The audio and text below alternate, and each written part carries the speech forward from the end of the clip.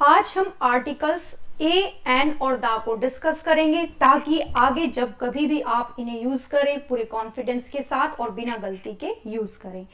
अगर आप पहली बार इस चैनल पर आए हैं तो इस चैनल पर हम इंग्लिश ग्रामर, इंग्लिश वोकैबुलरी और फंक्शनल इंग्लिश सिखाते हैं। चलिए अब हम टॉपिक शुरू करते हैं।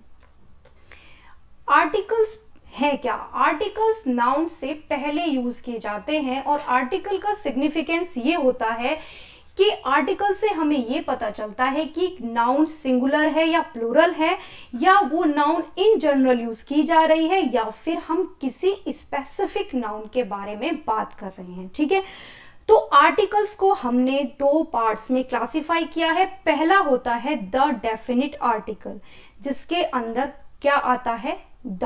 और दूसरा होता है इनडेफिनिट आर्टिकल, जिसमें ए और एन आते हैं। ठीक है, तो पहले डेफिनिट आर्टिकल के बारे में बात करते हैं। डेफिनिट का मतलब होता है पक्का।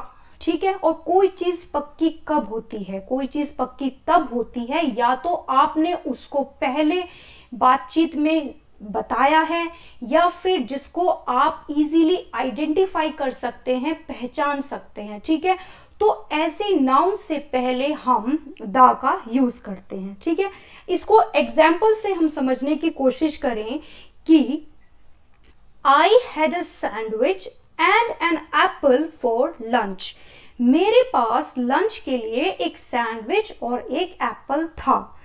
The sandwich was not very good, but the apple was nice. ठीक है, तो अब आप देखिए कि जब हमने सैंडविच और एप्पल के बारे में पहली बार बात की तो वो इन जनरल बात थी। ठीक है, इसलिए हमने सैंडविच से पहले आ लगाया और एप्पल से पहले हमने एन का यूज किया। ठीक है, इसको और डिटेल में मैं आपको अभी कुछ मिनट के बाद बताऊंगी। ठीक है, अब क्योंकि सैंडविच का जिक्र हम ऑलरेडी कर चुके थे और एप्पल का भी जिक्र हम कर चुके हैं कि ये जो सैंडविच और ये जो एप्पल है ये मैं लंच के लिए लाया था, तो इसलिए जब आप इसको सेकंड टाइम यूज करेंगे तो उसमें सैंडविच से पहले क्या यूज करेंगे? द, और एप्पल से पहले भी हम क्या यूज करेंगे? द।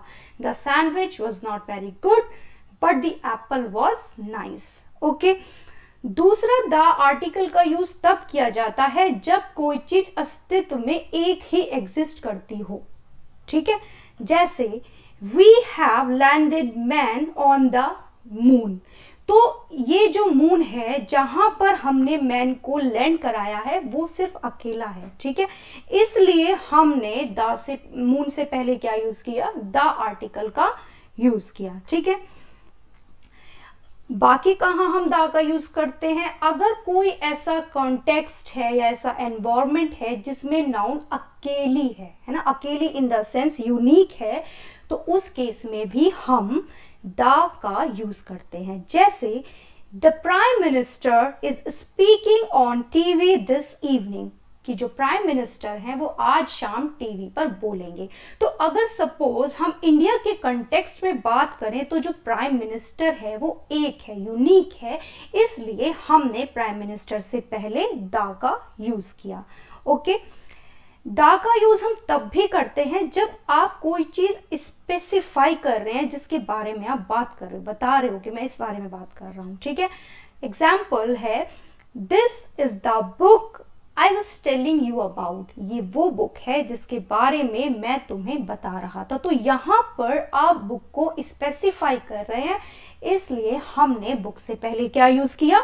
द यूज किया। ठीक है, अब बात आती है इनडेफिनिट आर्टिकल की। ठीक है, इनडेफिनिट आर्टिकल को हम सिंगुलर नाउन से पहले यूज करते हैं और इसके साथ साथ ये तब यूज किया जाता है जब हम उस नाउन को आइडेंटिफाई करना नहीं चाहते या फिर कर नहीं सकते हैं। राइट, जैसे I read a great book last week. मैंने पिछले हफ्ते एक बहुत ही अच्छी बुक पढ़ी।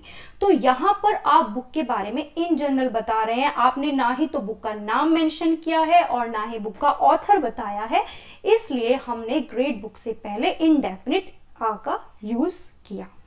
ओके, अब थोड़ा एक्सरसाइज से हम समझते हैं कि जितना हमने स्टडी किया कंसेप्ट को, क्या हम उनको अप्लाई कर पा रहे हैं। ओके, तो देखिए पहला सेंटेंस है when we were on holiday we stayed at a hotel, sometimes we ate at the hotel and sometimes we went to a restaurant, right?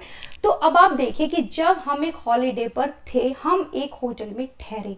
अब यहाँ पर जो स्पीकर है उसने होटल के बारे में कुछ भी स्पेसिफाई नहीं किया, इन जनरल बता दिया कि हम एक होटल में ठहरे, ना उसने उसका कोई नाम बताया है ना।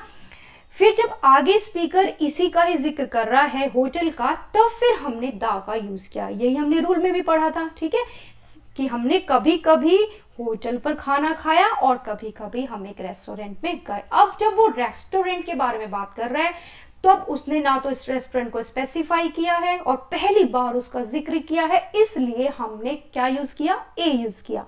ओके, ऐसे ही हम एक अगला एग्जाम्पल समझते हैं कि Rohan set down on a chair. अब कोई रूम है, वहां पर बहुत सारी चेयर थी, उन किसी चेयर में से एक पर जाकर रोहन बैठ गया। तो अब हम किसी चेयर को पॉइंट आउट नहीं कर रहे हैं, हम स्पेसिफिकली नहीं बता सकते, इसलिए हमने चेयर से पहले आ का यूज किया।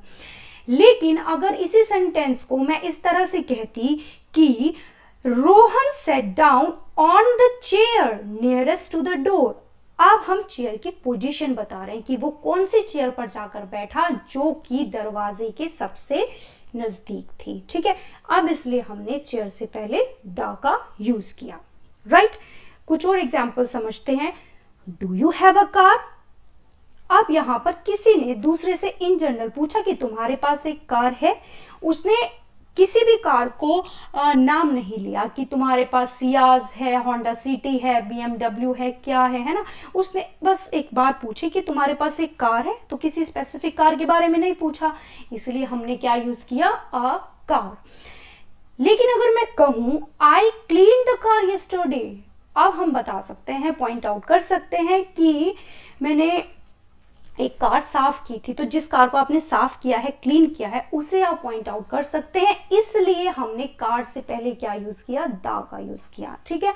तो अगर आपने इन एग्जाम्पल्स को बहुत ही अच्छे से ऑब्जर्व किया तो ये पाया होगा कि एक ही शब्द के साथ कभी हमने डेफिनिट आर्टिकल का यूज किया और कभी इनडेफिनिट आर्टिकल का यूज किया, क्योंकि ये इस बात पर डिपेंड करता है कि आप किस कंटेक्स्ट में उस नाउन को यूज कर रहे हैं, है ना। और रूल के हिसाब से हमें आ और द को यूज करना होता है। ऐसे ही बहुत इंटरेस्टिंग रूल्स हम अपने अगले सेशन में देखेंगे। अगर ये सेशन आपको पसंद आया है तो आज ही इस चैनल को सब्सक्राइब कीजिए और बेल आइकन को प्रेस कीजिए।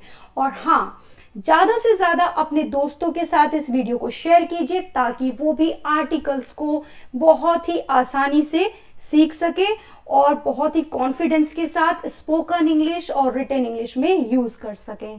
Thank you.